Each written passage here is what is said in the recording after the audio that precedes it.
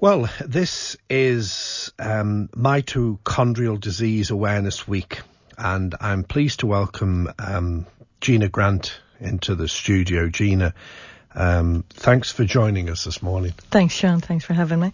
Your little boy Francis, he's 5 now. Yes. And this is a good day today. Yes. This is a good day. And every day is not a good day because he has very, very serious issues with his health. And it began from birth, really. Yes. Just to give us the background here, your little boy Francis was born and you noticed fairly quickly that things were different because you had other children. And in fact, your other child before Francis, he's only a year older and he has Down syndrome. Yes. So you were used to children with a difference. Yes. And you knew something just wasn't right. How soon did that happen?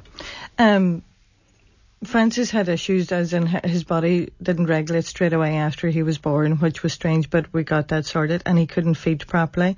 He wasn't moving his legs. He wasn't fixing and following with his eyes. At 3 weeks, I kind of thought, and his head was growing, and I kind of thought then something was wrong.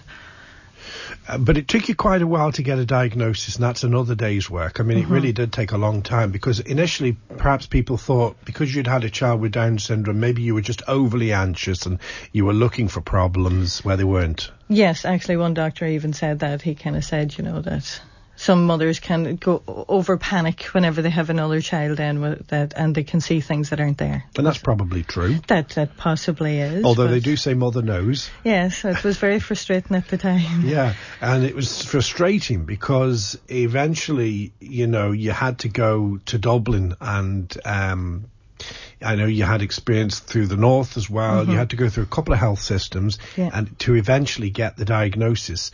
And that took how long? That took Francis would have been nearly 3.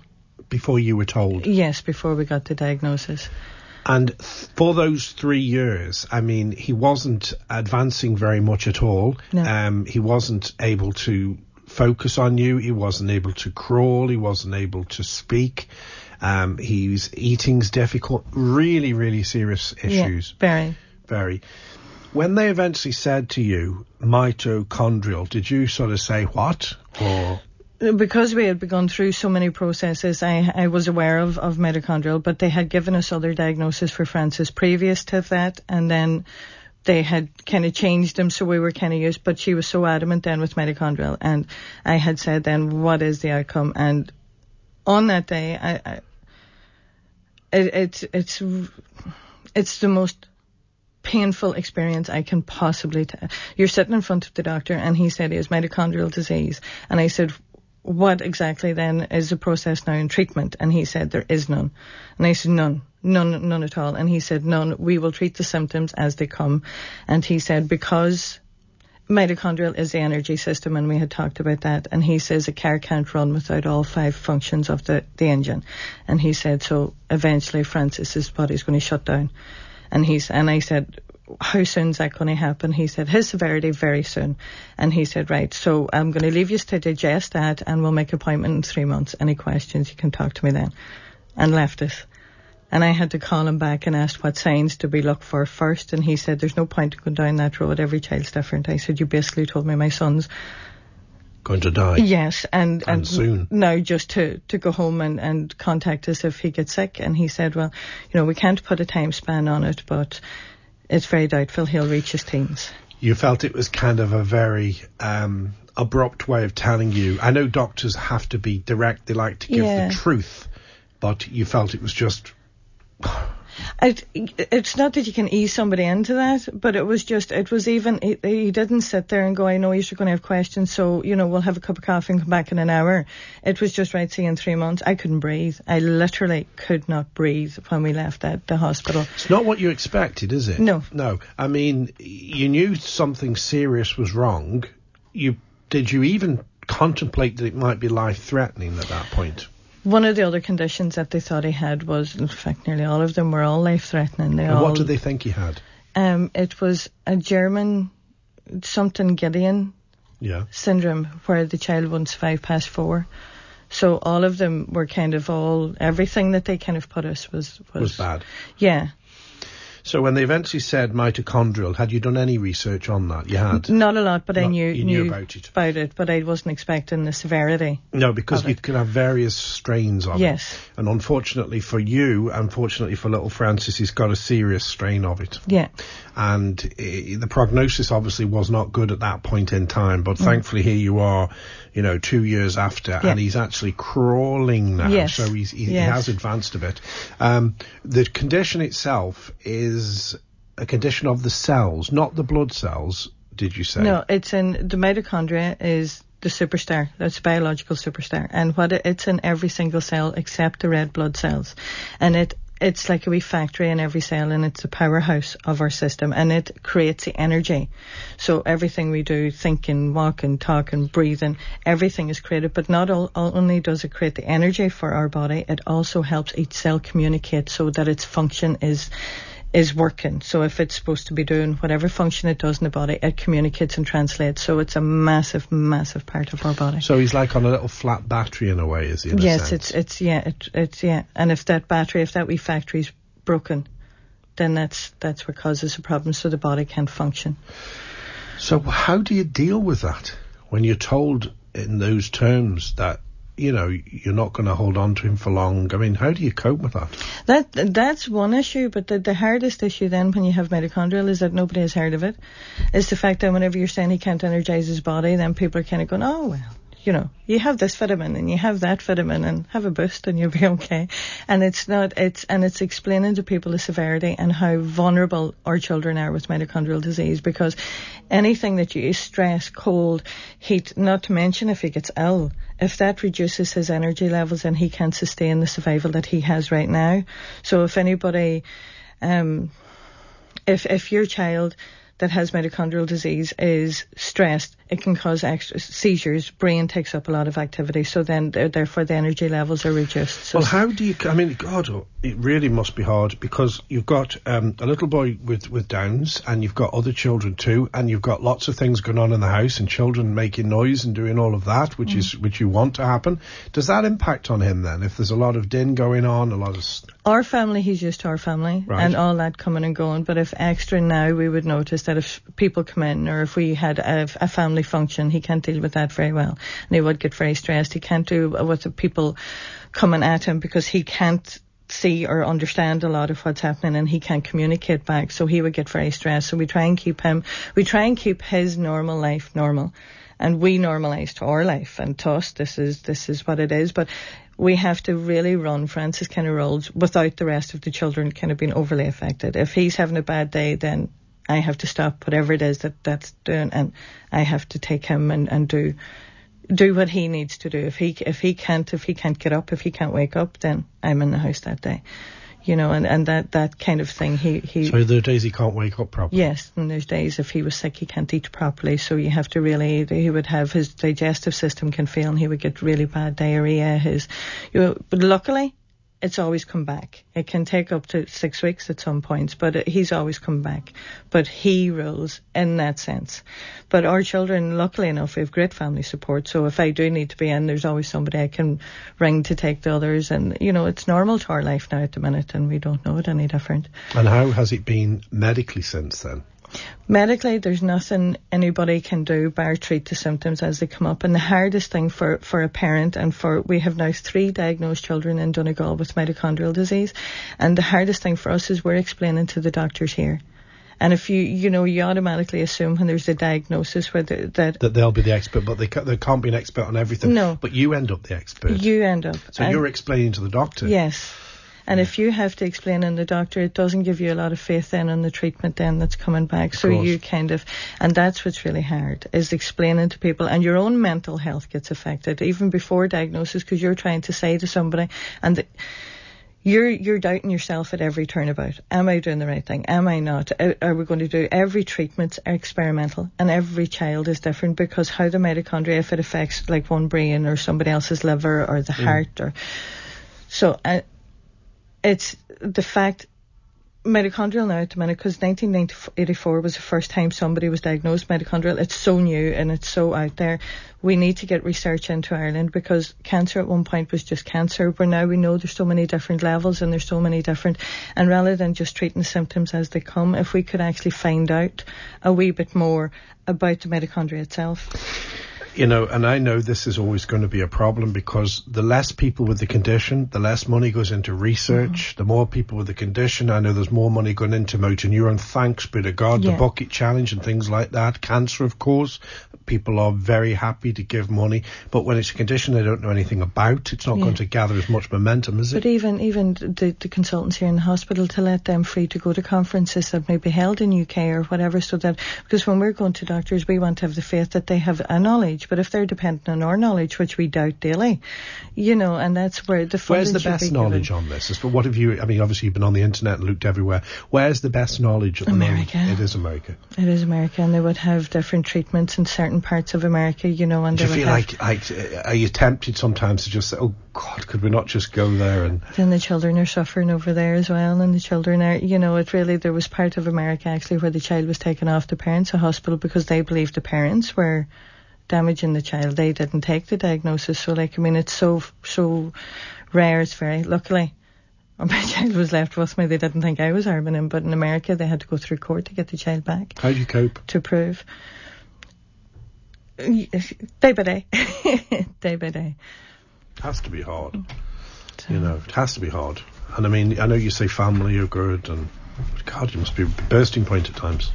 There is, like, we get together in Ireland. The social media is fantastic, and there's a mitochondrial Facebook page. Excuse me, I'm nervous. A mitochondrial Facebook page, Mito Ireland, and we talk, and, you know, we get together, and we got a Dr. Glacken down from Belfast there in August, and we met up with him. Whenever you're faced with the facts of it, and he maintained facts-wise we're 70 to 100 years away from a cure.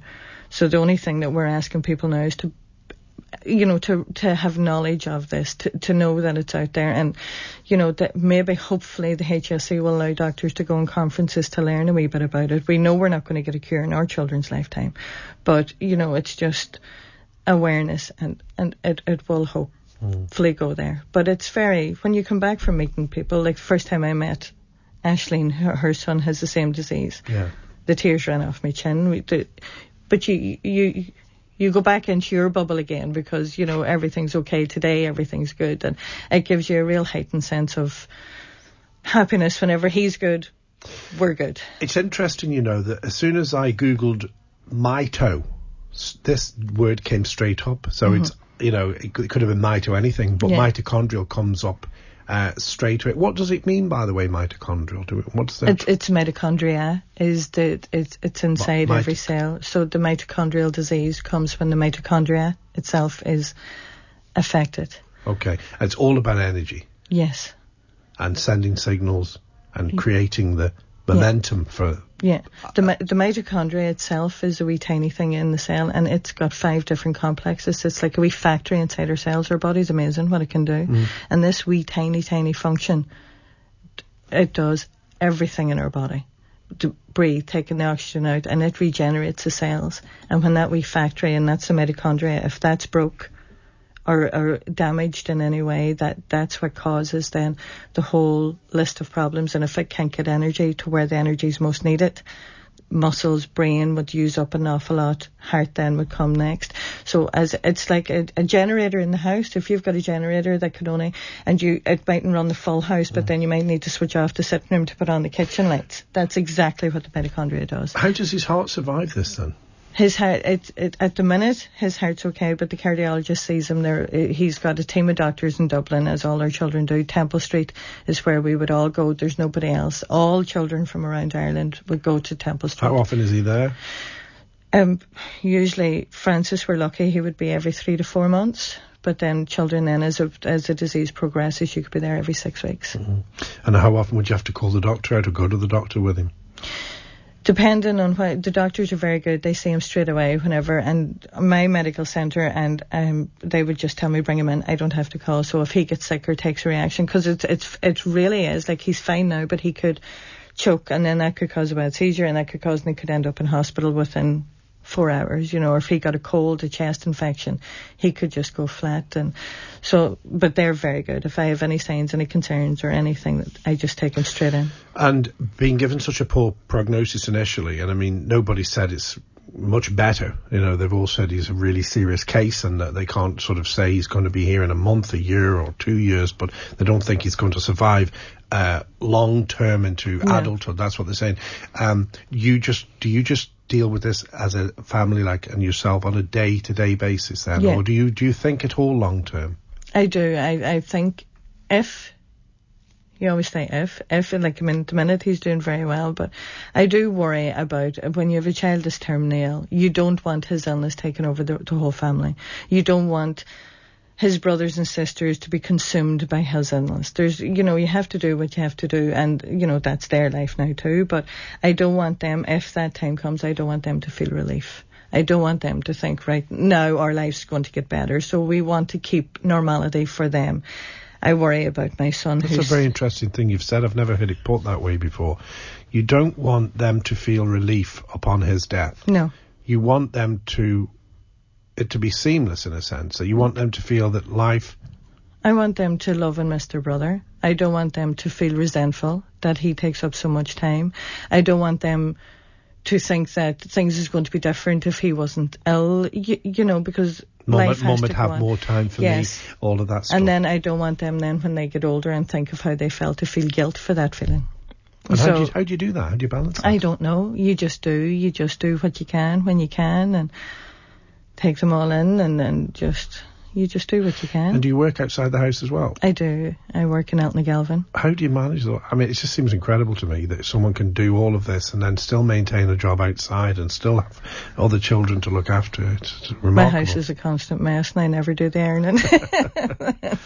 But do you deliberately choose to work outside the house to give you... No, you just have to. I have to, yeah, financially. Because when you have children with additional needs, everything, the expense for them, you can't just buy Francis toys because they're of no use.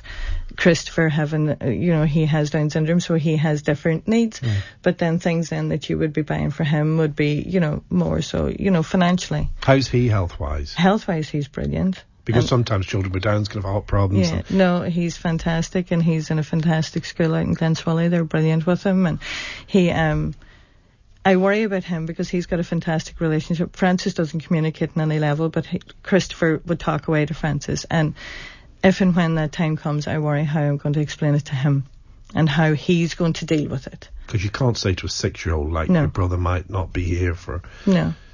So, and, whatever stage that Francis does, I do worry more so about Christopher, because it's something that would be very hard to... But he doesn't see. He just sees Francis as Francis, and he has his own. Well, again, I really appreciate you coming in and talking to us about this condition. It sounds a very difficult and challenging one for you to have a son, a lovely boy like that, with such a lot of problems to face in life, and I suppose it's very hard for you because you can't hear, a mother... You'll get a sense, but he can't tell you always how he's feeling either, can he? No, he can't. You just have to look at the eyes and... Well, sometimes it's guesswork. Where's the pain? Because he gets headaches, he gets muscle spasm, he gets stomach cramps, so it's just a matter. But in saying all that, Francis runs a house. If he wants Teletubbies on, he gets Teletubbies on. How does he communicate that? Cries, shouts. He would bite himself, bite you. If he's in a temper. Frustration leads people to do awful things. He loves, now at the minute, he's got his programs that he likes, and if Henry Huggle Monster, and if he wants that on, or if he... That goes on. Yeah, he doesn't like the news, so if I want to sit in and watch the news, or Vincent Brown some nights, if he's having a bad night, he doesn't... Sorry, Vincent, I'm not talking about Vincent. He's probably the same about me, but he doesn't want to hear any serious stuff, does he? No, so if he wants Teletubbies on, Francis gets Teletubbies on. Well, isn't he right? Anyway, well done. From Aisling Nibbs, by the way, who says you're just an inspiration to so many, and she says she'd be lost without you. And her. That's lovely, because she's got her own situation, and I know you're welling up. You're getting me going. Well done, Gina. You and your family are heroes, and all you do for Donegal Down syndrome too. We're proud of you from all your friends in Moncrana. You're a lovely lady. Thank you for coming in. Thank you.